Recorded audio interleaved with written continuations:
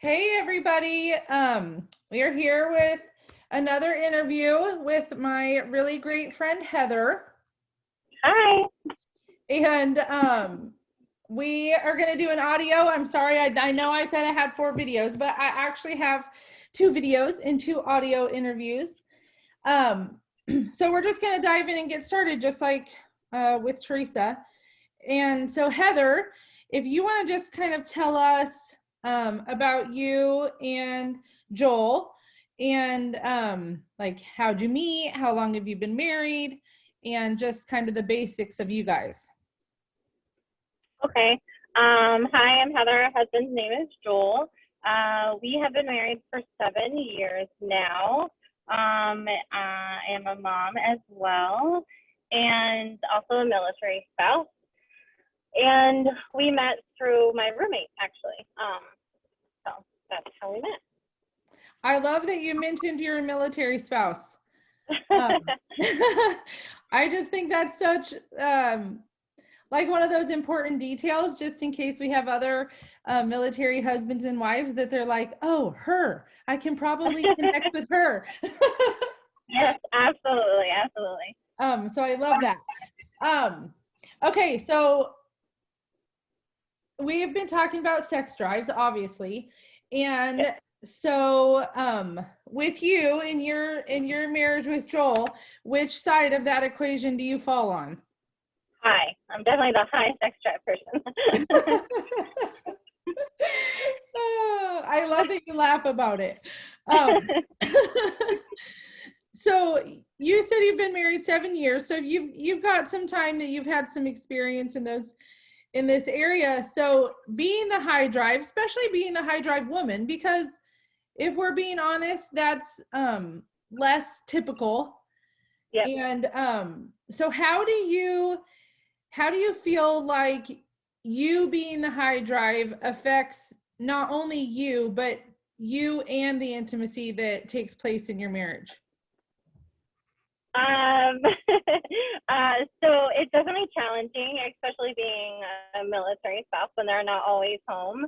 I think it affects me. Sometimes it's really hard because I'm a physical touch, love language on top of everything else. And so it is hard to want something you can't necessarily get when you have maybe been brought up with the expectation of a man having more of a drive, thinking like, oh, okay, like my needs will be met. So it's definitely hard. It's painful sometimes to feel like you're being rejected, but at the same time, like it can also be challenging, which is fun for me. I think it affects him in the fact of like maybe him feeling like he's not meeting my needs all the time, and having to have those conversations have been challenging, but we're getting in a good direction now. Yeah. I love that you said somewhat having an expectation that your needs would be met, because men are typically the higher drive, and we're taught that growing up. Yep, absolutely.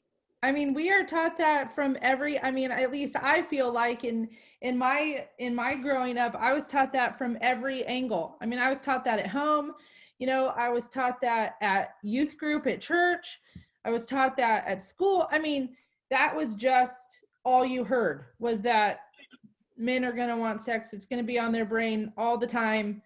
And, you're going to be the one who it doesn't. Right. And the culture behind, sex is bad and sex is dirty. I had more of that expectation of like, from a church aspect of always like, it's saved for marriage, it's saved for marriage. But as my parents, they were very open and vocal about having a healthy, sexy marriage. And so that wasn't weird to me, whereas my husband only got more of the, it's bad, it's only for marriage, and not the other aspect of it. So I'm much more open, I guess, and driven in that way, and more vulnerable with that than he had as well. And I think that factors into how somebody's core is brought up as well. Oh, I agree 100%. 100, male or female. Yeah, absolutely. Male, yeah, absolutely. How you're brought up with that whole, we'll just say purity culture mindset. Yeah, that throws in challenges for sure on either way. Okay, so besides, obviously we just talked about that it's difficult because you can feel unwanted and you can feel, I imagine, selfish sometimes, like, come on. yeah, you do feel like, come on, man, like, let's get going. What is wrong with you, right? Like, but at the same time, you have, like, I also am like, what's going on? Like, why aren't you here? And breaking down like why I want it to him, and being more vulnerable with what it makes me feel and how connected it makes me feel, that allows him to kind of be like, oh, she's not just wanting this. She's wanting it because it makes her feel loved, and it's making her feel like I'm giving her my one-on-one attention, that because I'm not here all the time, that my physical touch means so much more. There's so much more depth to just, I want sex all the time. It's not just that. There's so much more depth behind that. Yeah. Right. Oh man, I love that. I think that you said it like just literally perfectly and so beautiful. So thank you. I'm distracted now. My mind is wandering on top of that. Okay, so we'll move on here to the next question. I don't want to move on, but there's only so much time. Okay, so if you were able to change one thing about your mindset towards your sexual intimacy with Joel, do you have something you would change? And if so, what would that be? Is it horrible to say no? No, just kidding. No, it's not horrible to say no. No, I think I think just being more tender when approaching the subject, or if I'm feeling rejected, just being vulnerable in the fact of like being open to him being like, hey, maybe in a little bit, or not right now, versus me being like, ugh, and being mad and then not wanting it later because he said no in that moment. So just being more vulnerable and willing to like maybe wait a little bit and understand that like I think he's enjoying like making me wait, and being more playful and me being like, oh, okay, I get it. Come on, tease me a little. Like, so learning that he's enjoying that part of reconnecting and relearning after maybe being gone or deployed, like it's a little bit more, there's a little bit more grace that needs to be given with that on my side. Okay. Yeah, that makes sense. I like that. I think that's hard to do though, right? I mean, yeah. You can, because I'm like, you're not here, come to me now. I want you now. Like, yeah. We can take that even out. We can take that even outside of the bedroom in marriage, right? I mean, that can be as much as like, I want to talk to you. Okay, well, I don't have time right this minute. And I know even me, I'm like, what do you mean you don't have time right this minute? Like, I wanted to talk to you right now. Right. And so that that attitude of like, okay, I hear that you're saying no, and my initial reaction wants to be like, I'm not going to let you say no, instead of, okay, maybe you're not definitely saying no, maybe you're saying a little bit of like, how about not right this very second. And that is just, like I said, in any area that is so hard when we've already decided what we want from that person at that time. Yeah. And I think I've said this too, it's the whole mindset of instantly getting what you want versus like waiting and getting something sweeter. Right. Like, it's going to be more intentional. It's going to be more vulnerable if you wait for something better later. Right. And with that too, like if I'm feeling that way, I also like to be like, okay, then give me a hug. Like, give me something, like compromise, give me a hug. Okay, I feel good. Okay, we're good. So it's just like doing that little thing that kind of reassures them, like, I'm here, I love you, I want to be with you. It's just not in the moment right now. So. Right. Yeah. Okay. So so this next one then gets to be about Joel. Okay. and obviously nothing disrespectful or anything like that. But if you could change one thing about Joel's mindset in the same area, what would that be? If there was something that you could help him to understand that would cause a shift for him, what would that look like for you? Okay, so this is really easy because we've been working on it. The Perfect. the false expectation that I have to have some crazy, and I'm going to be a little graphic here, orgasm every single time we're intimate together, and that false expectation that it's going to be hours long and all this stuff, that just being with him, even if it's for a quickie or just pleasing him and just making him happy, that's enough to me, even as a high sex drive person. It's just having that connection and that intimacy, that even if I don't go to full pleasure, we'll say, I'm still satisfied and happy because we had that intimate moment, that we had that connection, that we spent the time to be together, and that it's not this whole thing that all these other influencers are saying. Talk to your spouse, ask them what they need without putting all this pressure on yourself when they're not asking you to do that. That's a huge thing, I think, that we have been trying to be working on, and finally kind of unpacked that with your help. That has been really, really helpful for us. You know what? That is like a whole month topic all on its own, I feel like. I mean, Yeah, definitely. It's hard for females to understand because, I mean, let's be honest, for a man, if you're being sexually intimate, I mean, like, I was going to say 100%, but not all. So I'm assuming, I mean, we'll even say like 95% of men, they're going to come to completion every time. Yeah. And a lot of time that's the cutoff, right? Like, oh, he's done. Okay, I guess we're done, which is fine. But there's that whole thing of, like you're saying, they have this expectation then that the wife needs to be the same.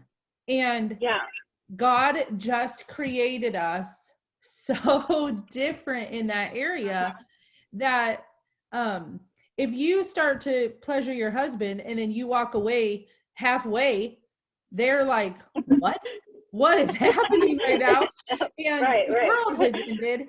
But at least from my own personal experience and from other wives that I've talked to, it's so different because, like you're saying, so much of it, besides the physical, and I'm not saying it's not emotional or connecting for men, but so much of that for women is enough. Yeah, absolutely. It's just the anatomy is obviously different. That explaining to a husband that if your wife doesn't have an orgasm every time you're together does not mean you're a failure is really, really hard. Yeah, the failure gets attached so much to so many things, I think, and intimacy is such a big one with physical pleasure and the expectation of what that means, especially when your spouse isn't necessarily in the physical room with you when they're away. Right. And I think that just needs to be alleviated some for them and not have this crazy expectation.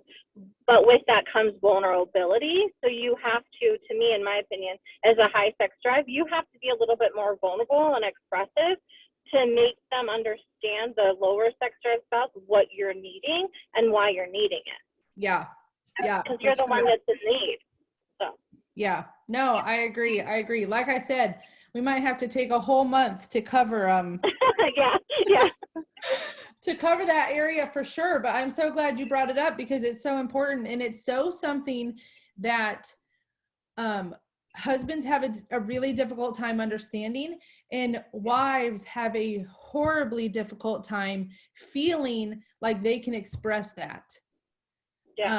Because it causes so much dissension and confusion, because then this word creeps in, right? This word obligated comes into play where you get to the point of like, well, she's not even finishing, and it's, you know, it's because she's feeling obligated, and you get into that whole realm. But well, just to touch on that real quick, I am the high person, and I don't ever feel obligated to just please him. Sometimes I enjoy just doing that for him. So to him, talking about it, he still doesn't, I feel like, doesn't fully understand.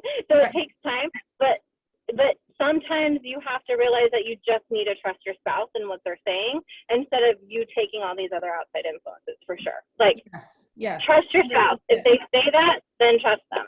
So. Yes, I love it. Oh, Heather, I'm so glad we got to do this. I'm so glad you were Me willing. Everybody, we are going to meet Joel too. Not today. Yes. But Joel is going to join us, and I'm excited for that too.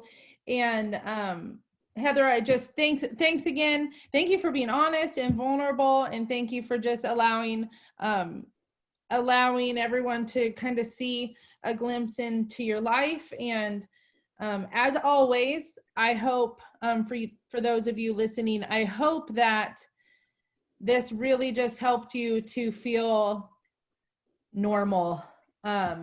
If you're the high drive spouse, especially if you're a female, that you just see you're not alone. So communication is good, and let's talk about it, and let's know that it's okay. And God gave us our desires and our wants and our passions and our drives for a reason. So Heather, thank you. I will. Of course, I enjoyed it. Yeah, I will talk to you soon. Okay, sounds good. Okay, bye. Bye.